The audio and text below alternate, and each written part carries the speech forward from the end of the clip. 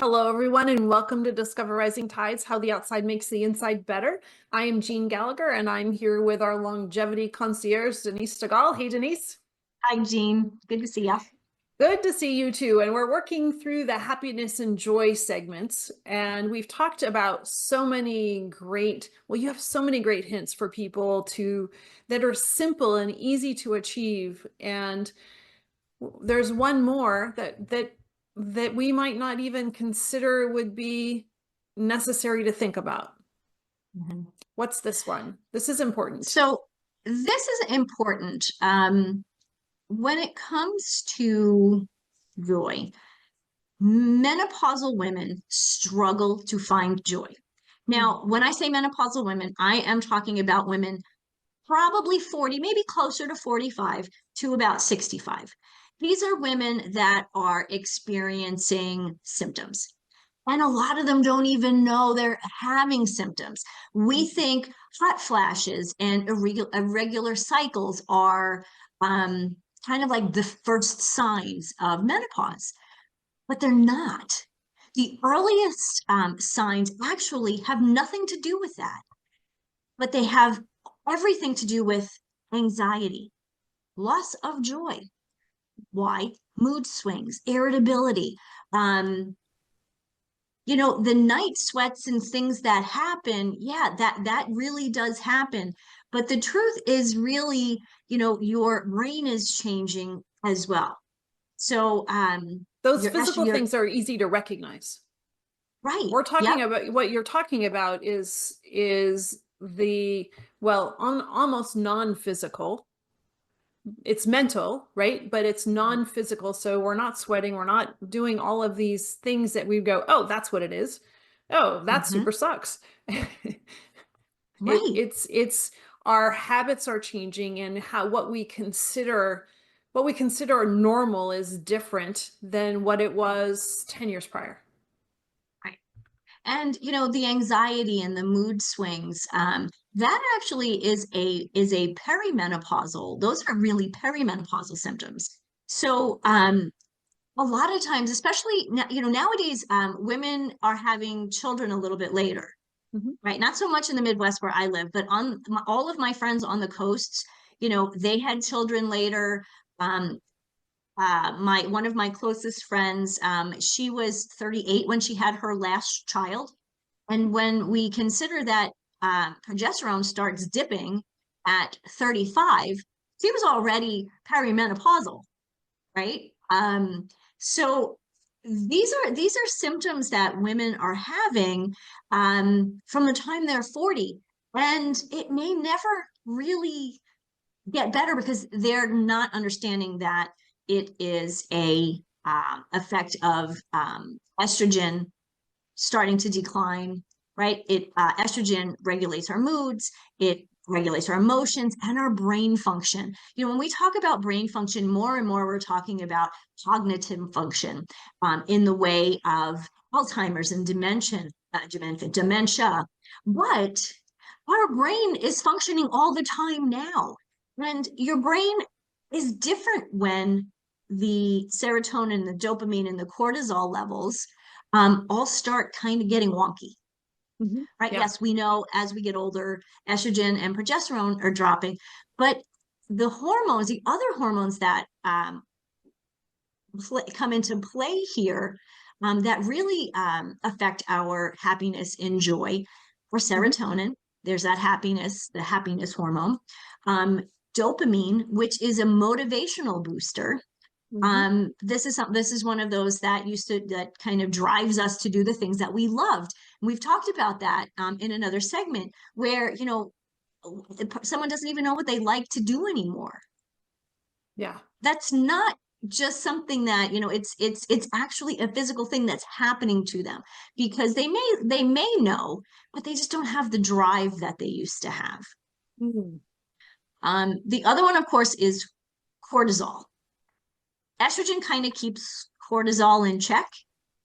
So if that's dropping, your cortisol levels are kind of bouncing around, but they're getting higher and higher. And again, as we go through menopausal years, that's when the sweats come in, and the erratic sleep. And if we're not sleeping, our cortisol levels are going up even more. If your stress hormone is going crazy, is going through the roof, it's really hard to find a place where happiness and joy lives. That makes sense. And this is an important topic to touch on for people to hear, because there's more conversations about menopause than there ever has been. Mm-hmm. However, when you're connecting the happiness, joy piece to it, doesn't usually come into conversation. No, and it's absolutely connected. Hmm. And this is one of the challenges that most of us have when we go to a doctor. Even our OBGYNs, they're not trained in menopause. You know, They're not trained they in hear happiness. they're definitely not trained in happiness. Let's be real.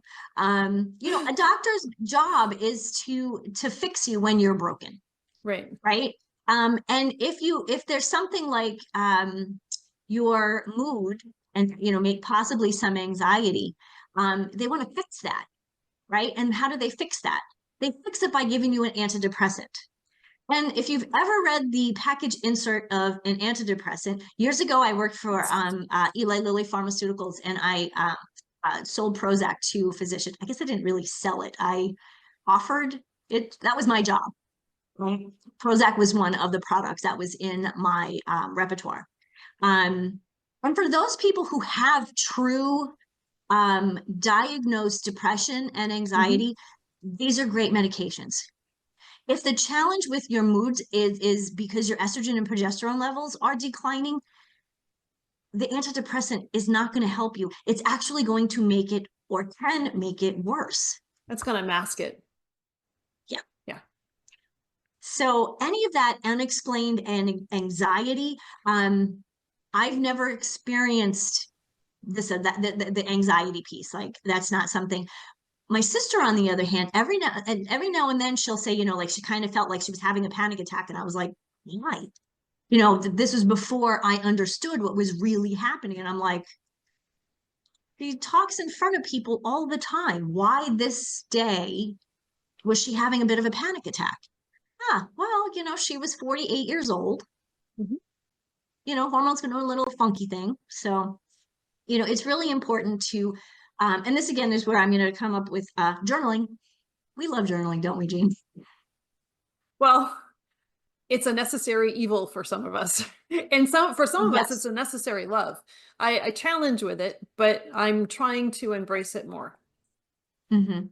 This is where, Maybe that's why I keep talking about it, because I'm trying to convince myself that I should be doing it more, because I know it's good oh, and I know it has a purpose. but you just said something. I know I should do it. If it's something you should do, it's not something you enjoy. Maybe there's a Right. better way to do it. Ah, there we go. We can find that. And if anybody's listening has a suggestion, send it this way. Yes. Um, anyway, back to the point that I want to make. If you're noticing this, like all of a sudden, you know, you're starting to notice, you know, your mood swings are a little funky. You're irritable more often than not. You have your loss of motivation. You know, your joy is just gone, and you feel disconnected to the people you love and the things that you enjoy doing. This is a conversation to have with a professional. Hmm. It's a Yeah. conversation to have with somebody like me as a coach, because I understand where you could be, what could be going on, and I could then direct you in a way that of just a regular doctor, just kind of going to your PC. They're not going to really know how to help you. I can help you Mhm. um, write the answers, or write the answers, ask the questions to your doctors that are going to help you in the best way. And what's nice So, is there's not the shame of asking for help now that there used to be 10 years ago. mhm, absolutely, absolutely. And you know, menopause is stressful, aging is stressful. You know, we for men and for women, you know, every couple of years there's something else going on, right? Yeah. um but I do believe that there is a way for us to better understand what's going on, take control of it, reclaim our energy, reclaim our sense of self, most importantly, our sense of joy. Great. Denise, thank you as always. And Oh, you're Denise will bring you happiness and joy. If anybody needs a little shot of that, get in touch with Denise because she has great tips. And thank you so much for these segments. Thank you. It's always a Hello, everyone. This is Jeanne Gallagher, Discover Rising Tides, and I want to just take a moment to talk about my friend, Denise Stegall. I am honored to call her as a friend, and I'm so grateful that she gives us her insight during our shows each show and talks about healthy living, eating real food. You hear Denise say, eat real food a lot. Well, she means it, and she knows what she's talking about. She is an amazing healthy living coach, curator at Living Healthy List. And if you ever have any questions about what is real food, why does it matter, how does that apply to me, how do I change, what do I need to do, how do I even create a healthy living shopping list, make sure that you call her. She is your healthy living coach, and you can find her at healthylivinglist.com. Hello, everyone, and welcome to Discover Rising Tides, How the Outside Makes the Inside Better. My name is Jeanne Gallagher, and we're glad that you're here. If you're listening to us on your favorite podcast platform and you'd like to see our happy faces, jump on over to YouTube and make sure you like and subscribe, and glad to have you there. So today I'm excited to introduce to you Mary Farias. And Mary, before we get started, give us a little bit about your background and then we'll dive in. Yeah, well, my background is started when I was a highly competitive gymnast for a long time and a gym owner for a few years too. So I spent 35 or 37 years in a gym really. And then I also became a book publisher and a writer, obviously, and a personal development consultant. And now I have a podcast on KFred called Economy Creators. And I absolutely love helping people see how they can believe in themselves and live the life they want to live. It's really what it comes down to for me. Wow, how did you make it from gymnast to this? Well, good question. Gymnastics really was we'll call it the springboard of personal development for me because I was always finding little quotes to inspire me, and I plastered my closet doors with them, and I opened up my closet and I saw something like a success quote, and that helped me to stay motivated. I was the highest level in my gym for quite some time. And so I had to find ways intrinsically to motivate myself because it couldn't come from my teammates as much, right? And so it really pushed me into a leadership role at a young age. And as I moved from club gymnastics to college gymnastics to coaching gymnastics, I found myself really researching and finding different ways that I could lay a foundation of growth for my gymnasts and the coaches that I led as well. And so it really turned into a personal development path. And but I really noticed, Jeanne, that I was different than my teammates because I wasn't necessarily as talented as a lot, especially in college, as a lot of those athletes, but I had a different perspective of the sport, and I really didn't know why I was so different.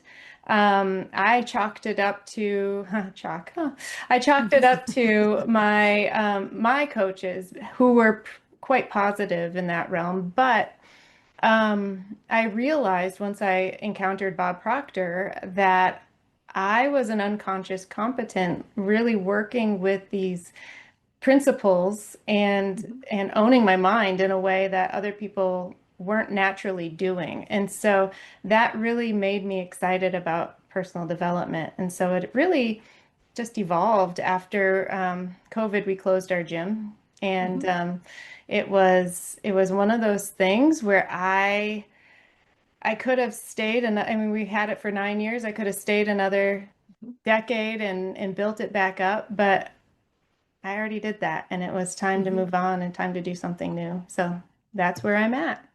One thing that I heard is, and um, I was going to say not normal, but that's not necessarily the right term either. There's a self inner motivation that you seem to have developed somehow within yourself, and whether gymnastics gave it to you or you brought it to gymnastics, it's there because I don't know how many of other athletes that you were dealing with had this motivational piece inside of their locker that they're looking at to really self uplift, to uplift themselves and find that next level, or that looking for that piece of positive encouragement.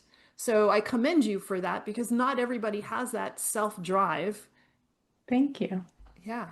Yeah, I did notice that. And that was one of the things that did make me different. Hmm. I guess you could call it an overall positive attitude, but it was more than just a positive attitude. So thank you. Yeah, yeah, no, and that's it's a unique skill and it's so important, and it's interesting how your career pieces have evolved into what you're really meant to do. Yeah. And in it happens in life as well, as we all go through the course of life, and then we look back and we went, well, I wouldn't be here if, and I wouldn't be here if. But listening to that inner dialogue, and you be open enough to allow it to guide you to being where you are now, and creating this process and this program to help others in their self development. Yeah. Yeah. And I, Bob Proctor really clarified it for Hmm. me, Hmm. and just taught the principles. And so I just said, I have to teach that For because it anybody makes that's sense. not familiar with, but can you give us a quick summation of Bob Proctor? I'm semi familiar. I know of somebody else that had been through the program as well, but can you give the listeners just a taste of what that really means and brings to the table? Sure. Bob Proctor is worldly renowned as one of the foremost teachers in human potential and growth. And he was a teacher inside the movie The Secret. And they were talking about the law of attraction in there, but it's so much more than attraction. It's deeper principles, essentially the Hermetic principles that he teaches, and teaches us how to own our minds. And he spent 61 years in his life reading and studying Napoleon Hill's Think and Grow Rich. And Mm-hmm. also, he worked with Earl Nightingale, one of the foremost personal development gurus of the world. And he he was on a mission to understand how he shifted his life. And he got to a point where he figured it out and kept learning, but he said, this needs to be taught to people. Mm. And he made it then his mission to teach people. And I became a consultant with him in 2021. Oh, very nice, very Mhm. nice. And so, how did that?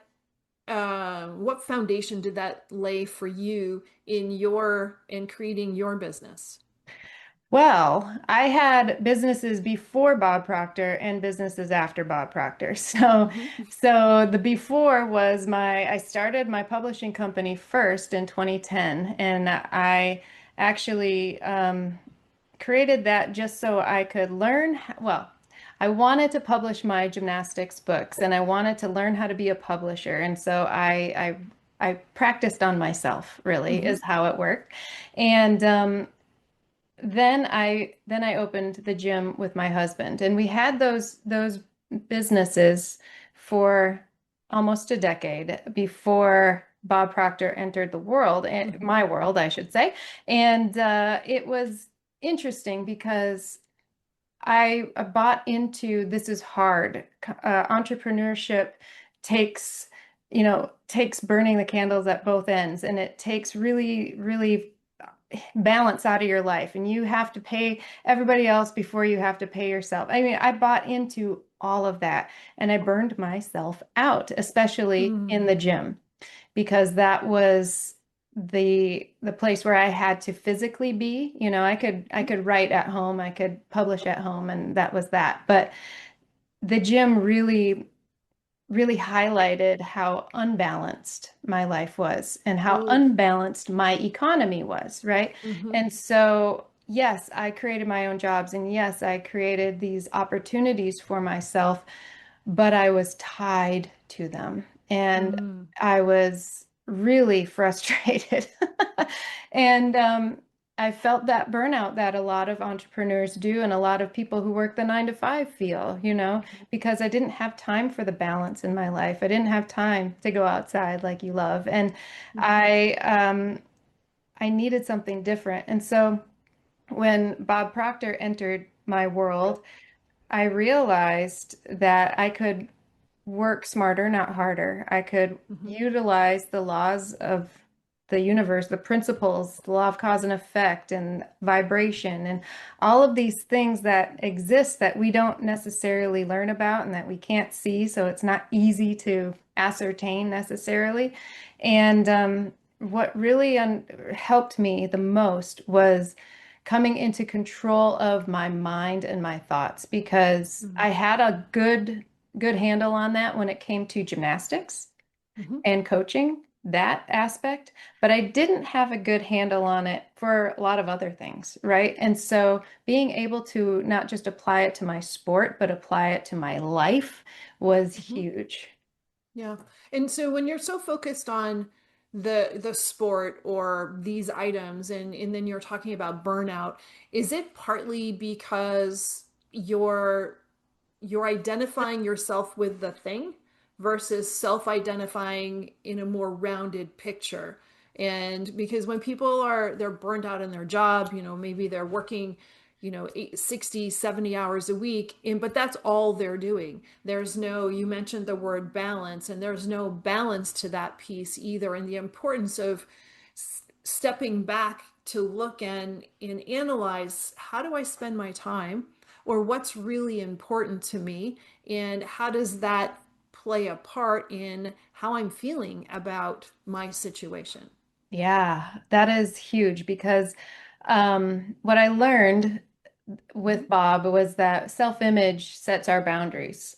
The way that we see ourselves dictates what we achieve. And so I saw myself as successful in gymnastics for Right. 37 years of my life. I didn't see myself as successful, period. Right. And Right. so my grades were awesome in school because of gymnastics. I needed a 4.0 to get to college. I needed to maintain my ability to compete. I needed to, so all of the things that I was achieving was under this gymnastics umbrella, which meant that Mm-hmm. that's how I saw myself. First and foremost, I was a gymnast. And once a Mm-hmm. gymnast, always a It gymnast. was, I mean, they literally say that. yeah. And this is why, is because I identified myself with that. And once I understood that I had to shift my self-image in order for Mm-hmm. my world to shift, that was the biggest lesson that I could have learned. And Jean, it wasn't easy. It took conscious Mm-hmm. effort and Mm-hmm. focus. And when my husband and I closed our gym, all the other gyms wanted to hire me in the city, and I said I had to say no, and I Mm-hmm. had to step back from that because that would have fed that old self-image again. Mm-hmm. Mm-hmm. And I literally sat at a stoplight crying, saying, I'm never going to have a job like this again, a business like this that ties me to a place.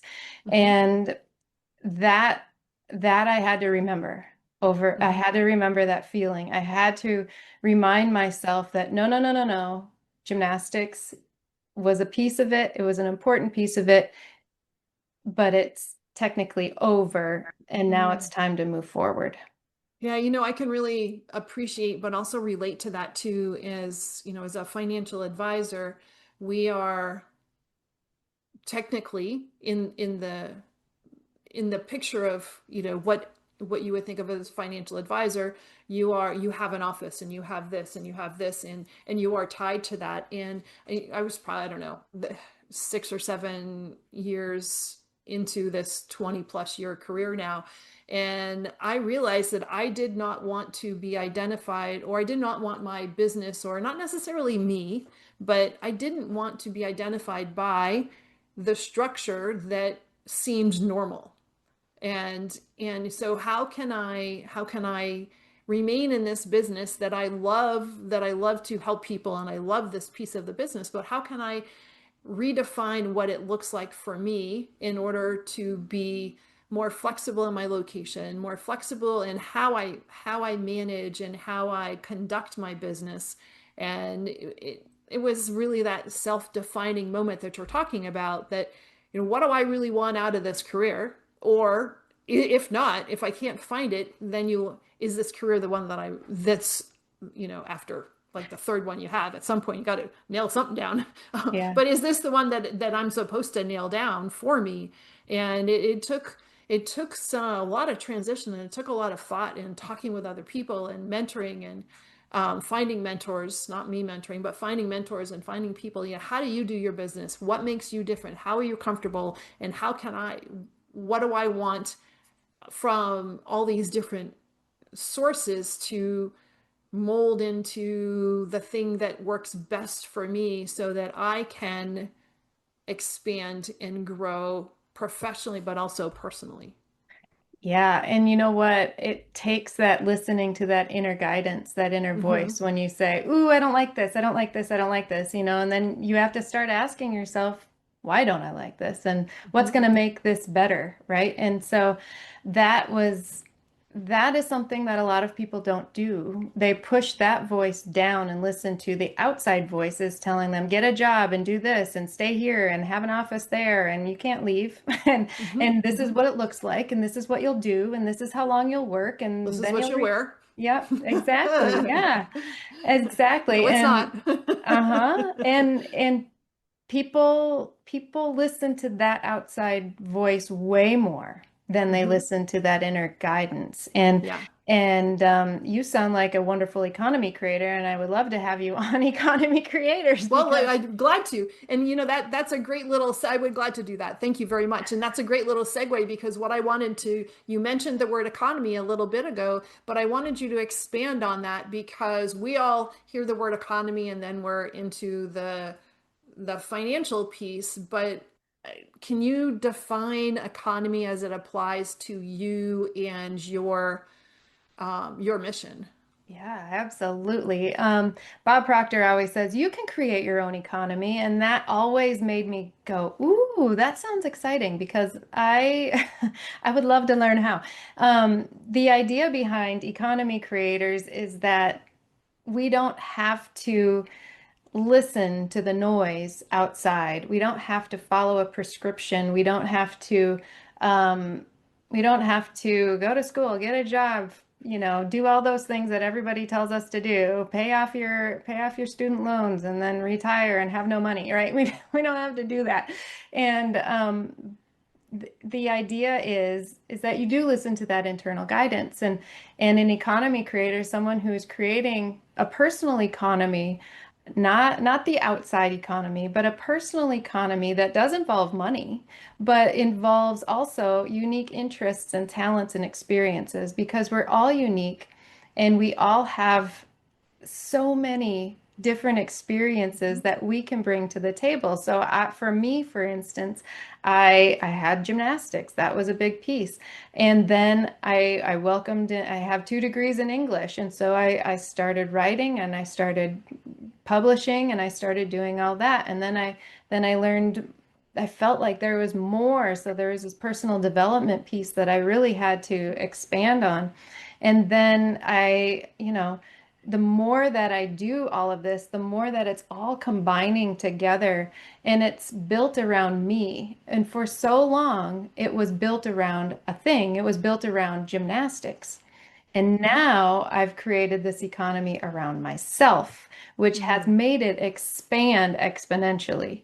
When it was just gymnastics, then it was the publishing company did gymnastics books and nothing else, right? Mhm. And then it was the gym, and that's all I could do because I couldn't. The only way I could travel was with a bunch of 12-year-old kids because that's the only time I had, right, to go to meets and things like that. And so there was no balance around a human. It wasn't even balanced. It was just around a sport, a thing.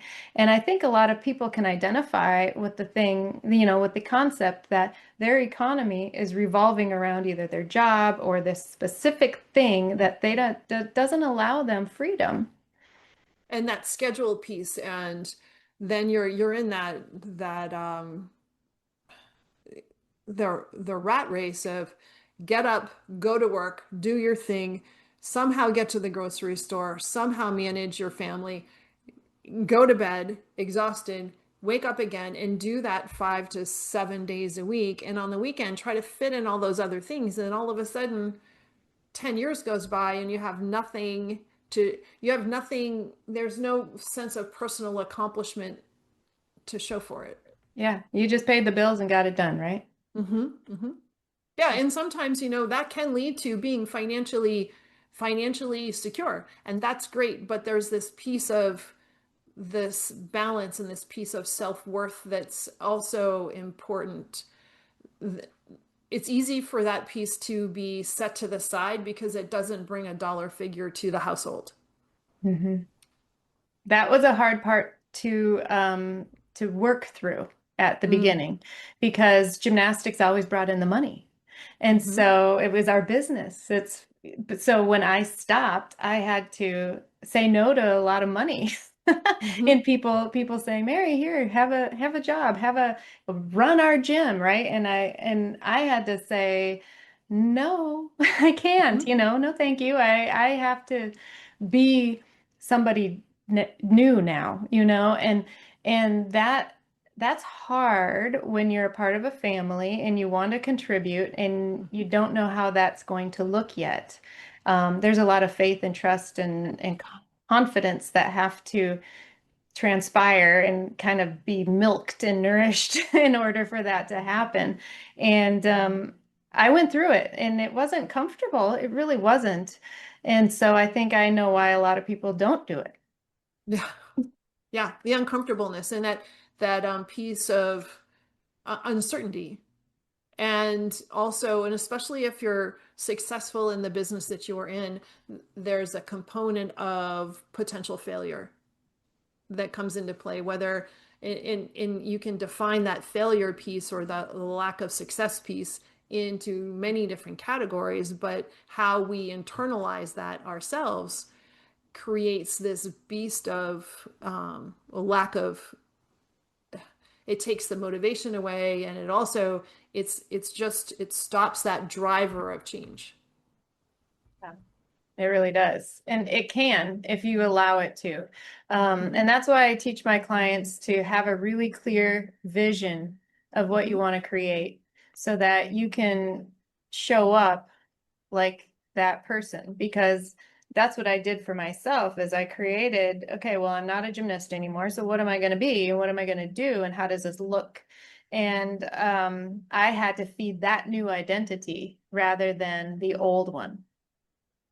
it's so powerful when you take your life experiences and go through those and in the trenches and go through that yourself, and being able to recognize all of the feels that happen, good or bad, and the challenges that happened, and then be able to um, recreate that, not recreate, but recreate that process in a package, that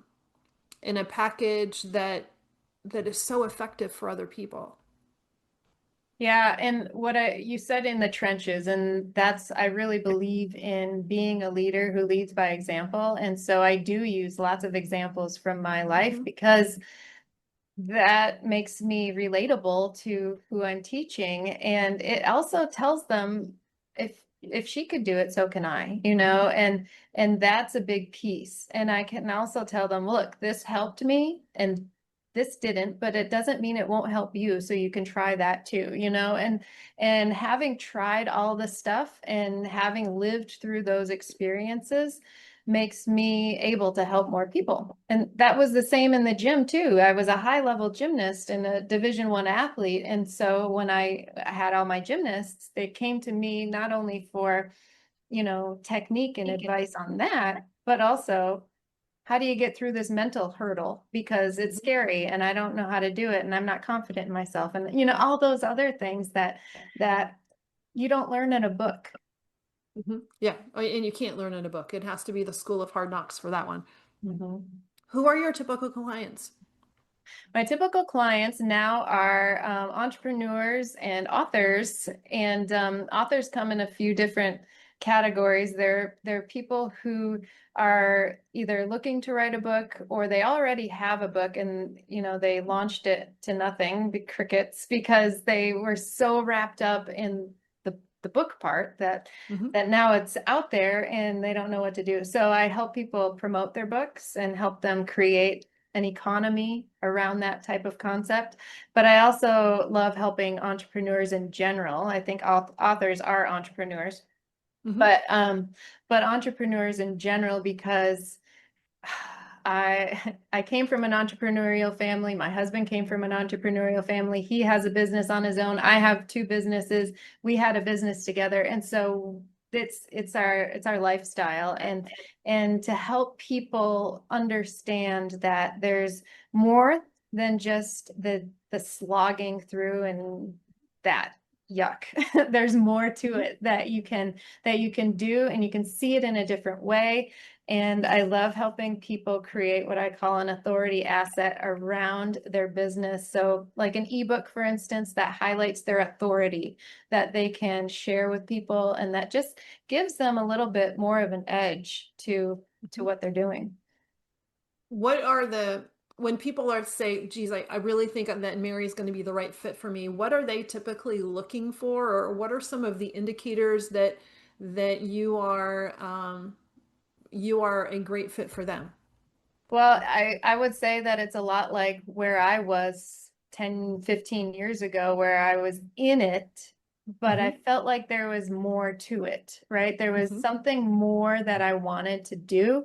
And what I'm finding is the people that I'm attracting are that version of me back in the day where they're like, yes, I know kind of what I want. I'm doing sort of what I want, but there's this pull that I want to do more, but I don't know what it is and I feel kind of stuck and I don't know exactly where to go and what to do. And I can help people clarify that. Well, that's great. That's fantastic. And what is the process like when you're working with them and one-on-one in groups, or how does that work? Well, there's a combination, but I love groups because of the mastermind concept. Hmm.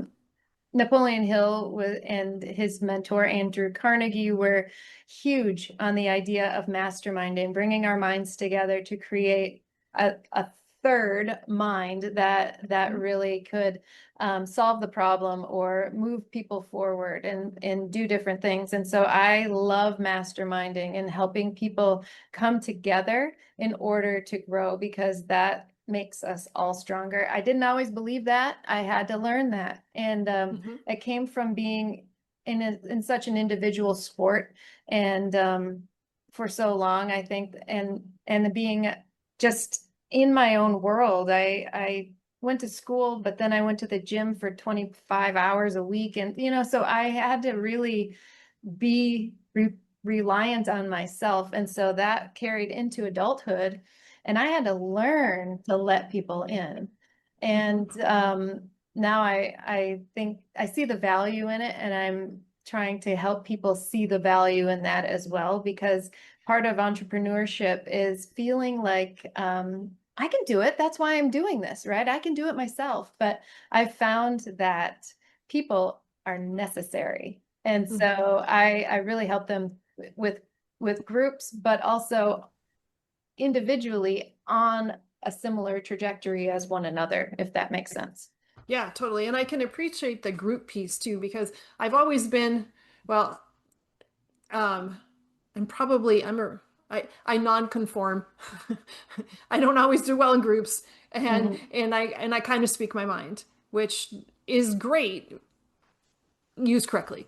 And it was just before COVID, and I was working with a business coach, and she's just a dear person, and she's so talented, and she was doing this kind of a mastermind based coaching piece. And so I was in this group with people that had nothing to do with the career field that I'm in at all. Totally different. Some of them were one was actually a screenwriter. One was I can't even remember. There was 4 or 5 of us in this group, and personalities were really different. And I'm thinking to myself, what am I going to get out of this? Which is the wrong thing to think, number one. So I had to figure that out first, and let it be, and the trust of the person engage running the group. And I learned something in that group that changed my business, and it was only this big. But I learned it, and whether the group gave me the opportunity to look at my habits, or listening to their work habits or what they were doing triggered something. I can't tell you exactly what it was, but there's just one little item that I learned. And it was just before COVID. And it was the perfect time and the perfect thing. And it happened like it was supposed to. And I've always been grateful for that. But I would not have, honestly would not have figured that out on my own. Mhm. Yeah. And it Yeah, wasn't some absolutely. earth-shattering, new, fancy, shiny thing. It was just a one little habit, Well, one little and activity. that's how it works, because when we're focused on something, what we focus on grows. So if you're focused on this isn't working, that's going to grow. That's going to happen. But if you're focused on how can I take that and apply it to my business, and how can I Hmm. take that and apply it to what I'm learning, and how can I take, and once you open your mind like that, then Hmm. you're open to those suggestions, and you're gonna notice them. They were there the whole time, but you're gonna notice them, and then you're going to apply them. It's when you're open-minded enough. And I had to learn that the hard way. Hmm. Yeah. Yeah. Yeah. Again, hard I can knocks. appreciate that. But it sticks better. Oh yeah. Oh yeah. Um, so tell me about your podcasting piece. Let's talk about that a little bit. Yeah, economy creators. It's pretty new. I started at the beginning of this year, Hmm. and I am spotlighting economy creators, people who are creating a personal economy around their interests and talents and experiences.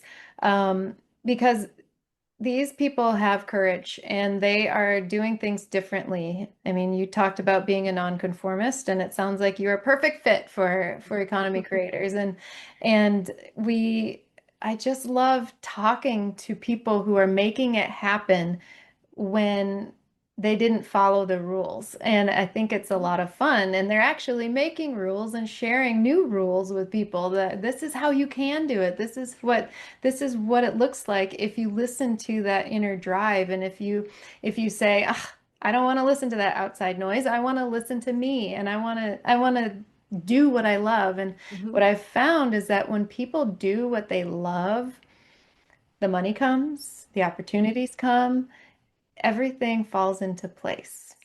Hmm. Yeah, and what you're doing, you might think you love what you're doing, but there's components of it that you don't love, and the don't love pieces are louder than the do love pieces. And so this is just for me speaking, but in trying to embrace and figure out how to let the do love pieces flourish. And yeah, it's a challenge. Yeah. And what I found too is when I first started hearing that pull for something more when I owned the gym, I thought that it had to happen within those 4 walls, right? Because Mm. my self-image was wrapped up in gymnastics, and Hmm. that was as far as I could see. Um, And so I thought my growth had to occur inside of gymnastics. Hmm. So my goal was to change the entire gymnastics industry and make it safe for kids again, and all of this, and I was taking on in my mind quite a lot. But then when I really opened my mind up to the idea that it might not be the gym, Mary, it might not be that, right? And so COVID actually allowed me to go, there might be more, you Mm-hmm. know? Mm-hmm. And so that we could sit here and blame COVID for a lot of things over and over and over again. I know I did for a while at the beginning because it shut my business down, it shut everything down. And I felt like I couldn't move. And then once things could start happening, they could start happening again, I was like, you know what? This isn't this isn't how I need to move forward, and I Mm-hmm. think there's something more outside of the gym. And that was a huge aha moment that I didn't have to be confined to that Mm. self-image anymore and to that sport anymore. And it's not that I don't dislike it. It's that it's still a part of me, but it's a part of me. It's not But it's me. also confining.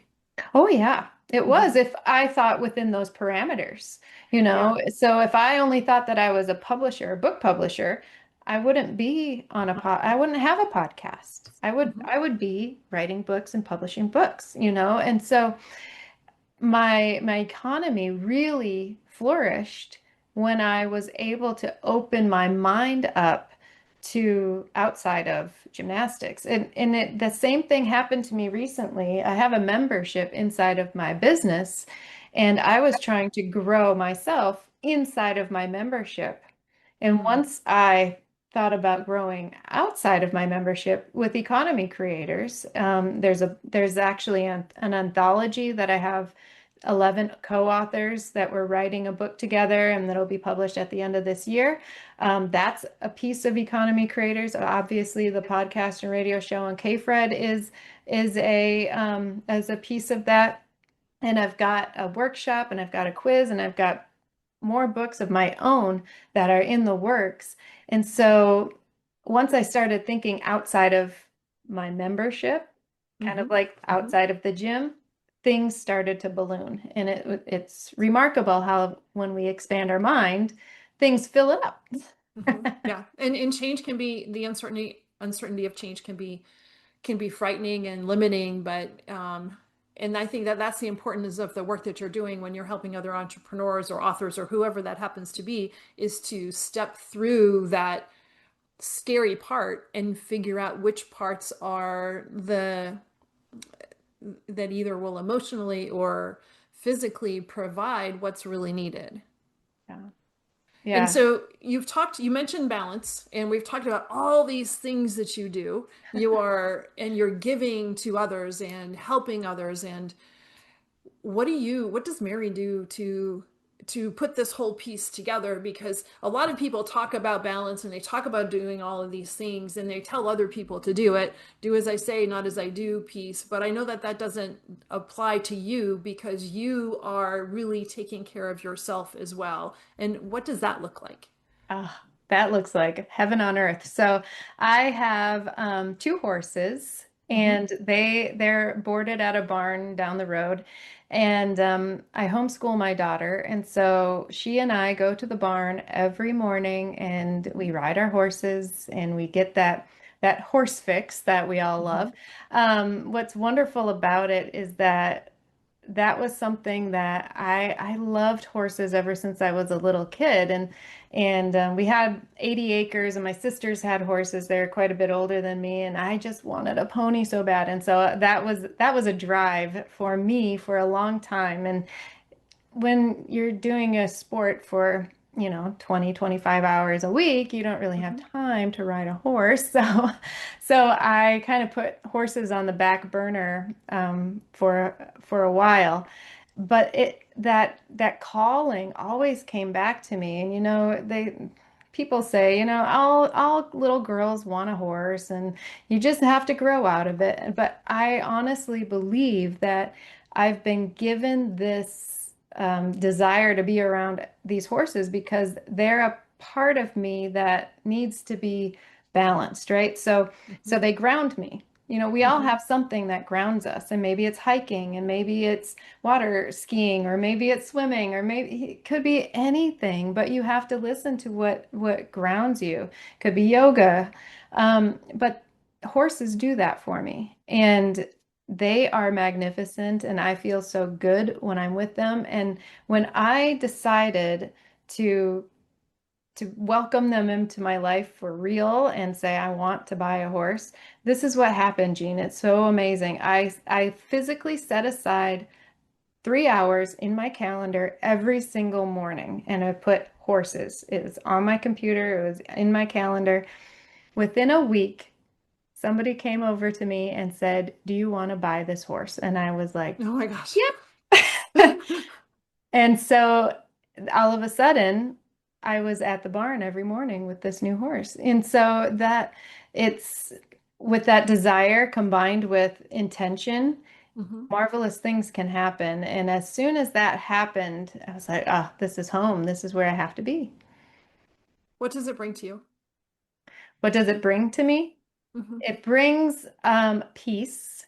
It brings this sense of, oh, I love the fact that my daughter, she's 15, has that sense of responsibility over this beautiful creature that she's in charge of, right? She has her own horse. It brings me balance in my life. So I go to the barn every morning, and then I come and do my work at home. Mhm. And then tomorrow morning I'm at the barn, and then I level out.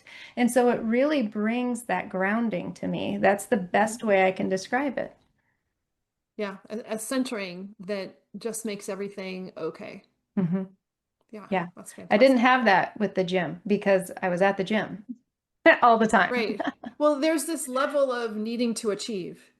Whether you're the athlete or you are the trainer or the coach of the athletes, there is this constant stimulation of needing to achieve. Yeah. And that stimulation can be so important, but it can be also so draining, and we don't even realize how draining that is. But like you said, that centering and that piece of balance, that there's no expectation, and the the horses are bringing you more than you realize. Well, not Yeah. more than you realize, but more than people realize too. And there is that piece of that grounding that happens, but you're stepping into something that you love, but that's also in an area that you don't have to be better than somebody else that's there. Oh, I know. That's a huge part of it because people because we're hunter jumpers, and so the idea of showing is a thing, and I'm like, nope, I've competed my whole life. I don't have to. This is wonderful. Just let me be. And the other piece of it too is something that I wasn't able to have as a part of my life for so long is being outdoors. And I know that that's something that you value, and that I believe is a huge piece of it because when I was in the gym, I was in the gym.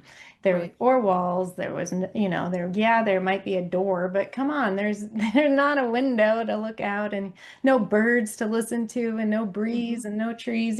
So having that outdoor centering horse thing is Hmm. really, really huge for me. Mm. Yeah, I can appreciate that, and that being able to unplug. We're so Hmm. plugged into everything. Yeah. My that clients know, oh, she's at the barn. Exactly. And that's okay, because now you're setting that example of what you're teaching. You're Hmm. setting the example that said, this is what I do, this is when I'm not available, and this is why. Because I'm telling you that you need to figure this out, but also you're walking the walk, and here's how I'm doing this. And you're leading by example, and I think that that's incredibly important. Yeah, thank you. I really value leading by example, and that's something that leads me as a leader, right? And Mhm. I can't, this went way back into the gym too. I never asked anybody to do anything that I wasn't willing to do myself or hadn't done or tried, right? Mhm. And it's the same now. That's fantastic. So, Mary, where do people find you? Ooh, they can find me on Facebook, Mhm. Mary Farias. I have a little blue check mark. Also on LinkedIn, same name, Mary Farias. I have a YouTube channel, Magnet Mind. I have www.magnetminddevelopment.com or irisbluepublishing.com. They can find me in either of those places. And right here on KFred also. Fantastic. It's been such a pleasure to talk with you, and I look forward to continuing in other conversations that we can have. Thank you so much for sharing so much about your background, but also how you're helping others. I so much appreciate it, and I know the listeners do too. Thank you so much, Jeanne. Appreciate it. Thank you so much for listening today. Today's show was sponsored by Seaside Solutions, my financial services company. As a business owner, it's easy to be pulled in many different directions, and often taking care of yourself plummets to the bottom of the list. For me, I find myself outside to reground. My time outdoors helps me manage my day more effectively and be more present for my clients. Through this, Discover Rising Tides was born. At Seaside Solutions, we truly believe that education is the foundation of financial wellness. Our primary focus is to provide guidance that is designed to help you achieve your long-term financial goals and visions. Working with a plan allows space for doing more things that you love, like being outside to make the inside better. If I can help you create or realign your plan, or if you would like to be added to my weekly newsletter, please let me know. This week's topic was 5 ways to set more achievable goals. Your referral means the big, beautiful world to me, and if I can help, please let me know. And thank you so much for listening, and see you next time.